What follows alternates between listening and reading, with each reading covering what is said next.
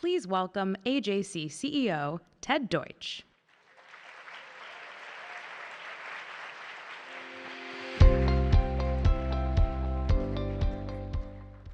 Sorry, I beat the music out here. Good evening, everyone. And let me add my voice with this official welcome to AJC's Global Forum. I know that we're just getting started, but I am already, I'm sure like you, so moved by what we have experienced.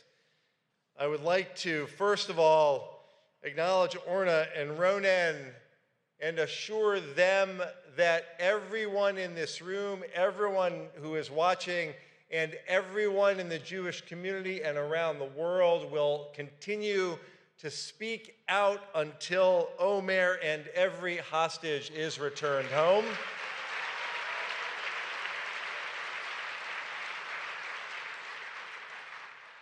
To Tzvi and Dorit, I know, Tzvi and Dorit, that you were nervous to come up on stage, and I want you to know how grateful we are not only for your joining us, for the magnificent way that you honor Dor's memory, for your heroic actions, and for the inspiration that you provide to all of us in standing up for Israel.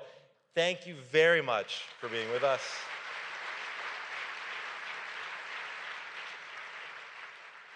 And to Danny and Amos and Ariella and Anthony and Karen and Emma, we're so grateful for your participation here and for highlighting exactly what Tzvi said earlier.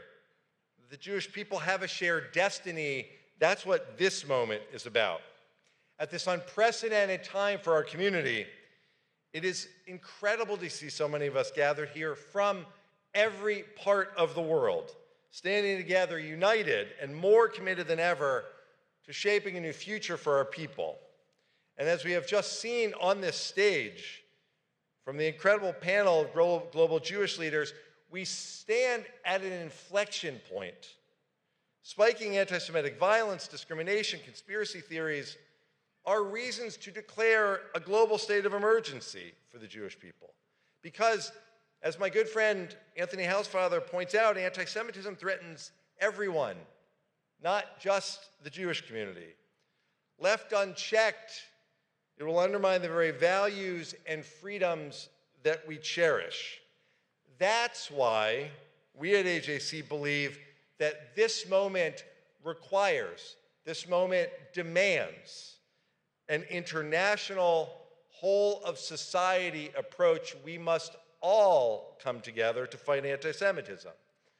We have 25 regional offices at AJC, 15 overseas posts, 38 partnerships with Jewish communities around the world, giving an unparalleled global capacity for targeted advocacy to tackle anti-Jewish hate. AJC's been at the forefront of addressing anti-Semitism for decades, urging global leaders to take tangible steps to protect Jewish communities. We helped craft the IRA definition of anti-Semitism, which is used globally to help better identify anti-Jewish prejudice and hate, which has prompted numerous countries to adopt it, as well as the Organization of American States, making it the standard across Latin America. And I might add, the IRA definition and its adoption has been passed by the United States House of Representatives, and the United States Senate should do the same. We pushed for creation of the position of Special Envoy to monitor and combat anti-Semitism in the U.S. State Department. We helped governments in Europe understand that anti-Semitism is their responsibility, convened civil society leaders, experts, and government officials. We helped European governments and the European Union create comprehensive national strategies to combat anti-Semitism across the continent. And building on the success of our call to action in Europe, we launched our call to action against anti-Semitism in America. This whole of society approach laid out clear and precise policy prescriptions that leaders across sectors all across our society and our government could follow. The White House incorporated many of these prescriptions into the U.S. national strategy to counter anti-Semitism, which proudly AJC helped to craft. And last year at Global Forum, I stood on this stage, that stage in Tel Aviv. I announced AJC's task force to implement the U.S. national strategy, and since then, I am proud to tell you, we have worked across AJC, our regional offices especially, with officials at every level of government and leaders across society, from the U.S. Small Business Administration and Department of Education to Hollywood entertainers and the NBA. We urge them to take proactive, concrete action against anti-Semitism.